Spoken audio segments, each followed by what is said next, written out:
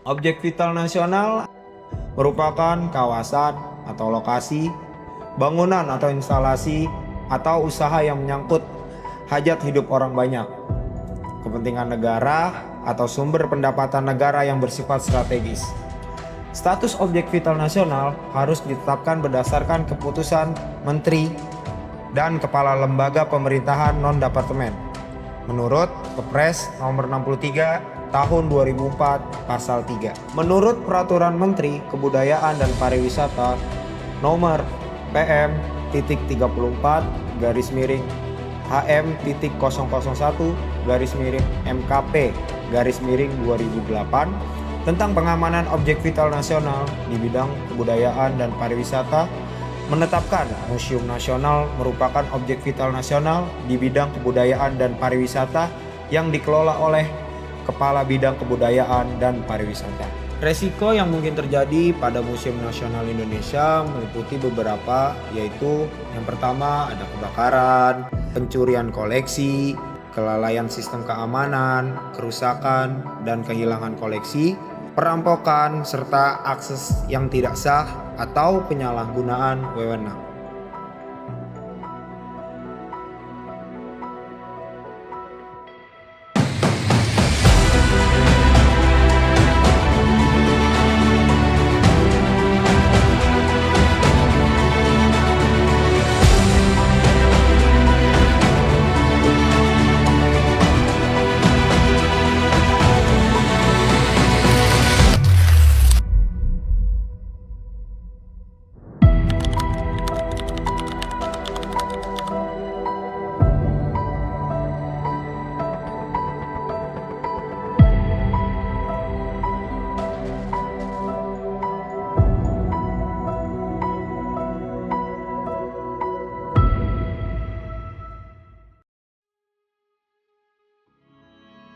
Analisa teori kriminologi tentang perencanaan dan perancangan kota pada kajian objek vital dan sistem keamanan Museum Nasional Indonesia menggunakan teori defensible space dari Oscar Newman yang menekankan pentingnya menciptakan lingkungan yang aman dan mendorong rasa tanggung jawab antara pihak pengelola dan juga masyarakat. Analisa tersebut meliputi pertama, teritorialitas, yaitu pada pembagian pengamanan wilayah lingkaran luar terdapat pagar.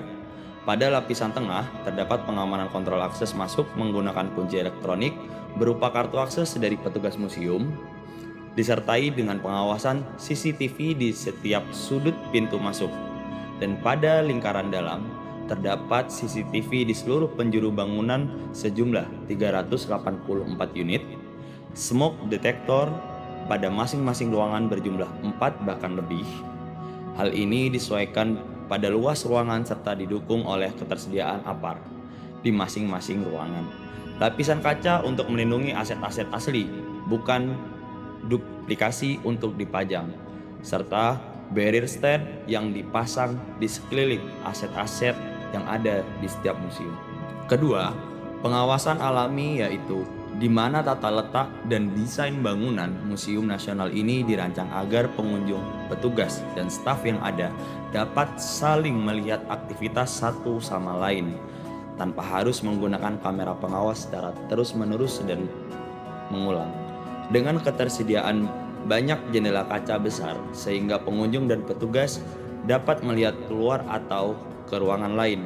Kemudian terdapat beberapa ruangan terbuka yang memungkinkan adanya pengawasan visual antar area serta jalur antar ruangan yang jelas sehingga staf keamanan atau pengunjung lain dapat melihat apabila terdapat hal yang mencurigakan. Ketiga, citra bangunan, yaitu bangunan dirancang dengan satu alur pintu masuk dan keluar guna mencegah resiko kejahatan adanya pencurian. Karena satu alur pintu masuk dan keluar diawasi oleh sensor kontrol akses dan juga satpam yang aktif memantau, tetapi ini tidak mempengaruhi akses-akses darurat bencana. Bentuk dinding-dinding, bangunan luar dan dalam yang tinggi juga dapat mencegah resiko pencurian dan tindakan sabotase. dan tata letak jalur evakuasi dari berbagai arah yang berhubung dengan titik kumpul utama. Hal ini memudahkan evakuasi saat terjadinya bencana.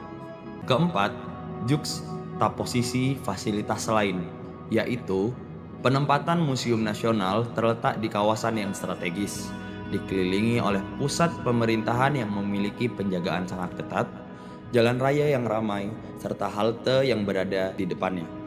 Kondisi ini menjadikan area sekitar museum selalu sibuk dan didapati oleh lalu lalang masyarakat. Aktivitas yang terus berlangsung ini menciptakan pengawasan yang alami dari berbagai pihak, sehingga mampu meminimalisir potensi adanya kejahatan dan meningkatkan rasa aman di lingkungan Museum Nasional. Kelima, area terdekat aman, yaitu terdapat pada desain ventilasi dan jendela di Museum Nasional Indonesia yang cukup banyak pada masing-masing ruangan, memudahkan sirkulasi udara terbuka jika terjadi bencana kebakaran.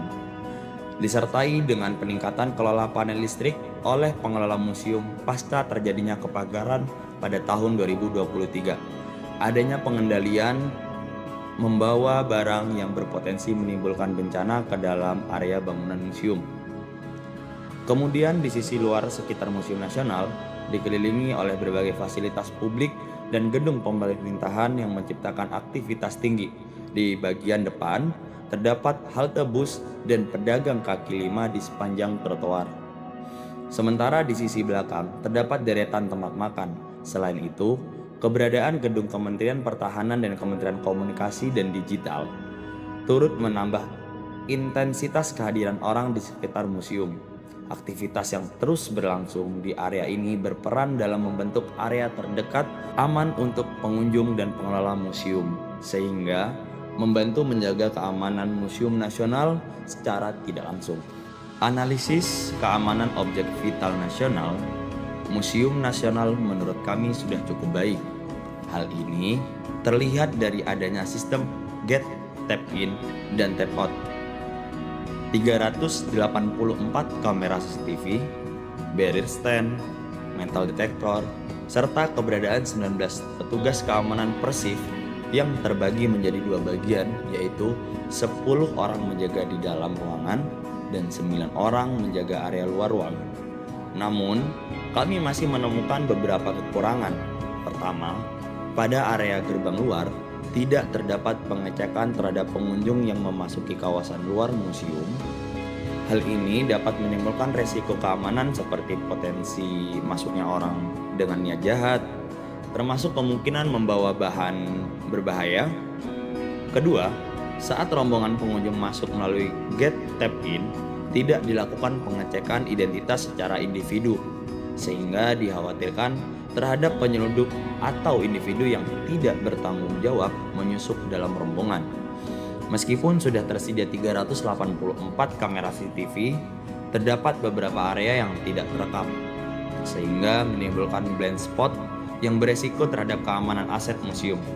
Selain itu, jumlah barrier stand yang ada saat ini belum cukup untuk membatasi seluruh aset, sehingga memungkinkan pengunjung menyentuh atau bahkan merusak koleksi. Kami juga menemukan bahwa masih ada beberapa ruangan yang tidak dijaga oleh petugas keamanan yang dapat menimbulkan risiko seperti penukaran aset asli dengan aset yang palsu. Saran yang dapat kami berikan setelah kami melakukan observasi yaitu sebaiknya dilakukan pengecekan terhadap pengunjung mulai dari gerbang utama seperti tap in, kemudian dilanjutkan di tap out, dan disarankan agar sistem CCTV diperluas dan diatur ulang agar tidak ada area yang luput dari pengawasan. Sebaiknya juga ditambahkan barrier stand di setiap titik aset penting dan dianjurkan pemasangan alat keamanan tambahan seperti mesin X-ray untuk badan dan tas agar mencegah potensi ancaman dari pengunjung baik secara material maupun non-material. Mungkin hanya itu yang dapat kelompok kami sampaikan dari hasil observasi kelompok kami. Terima kasih. Akhirul kalam. Assalamualaikum warahmatullahi wabarakatuh.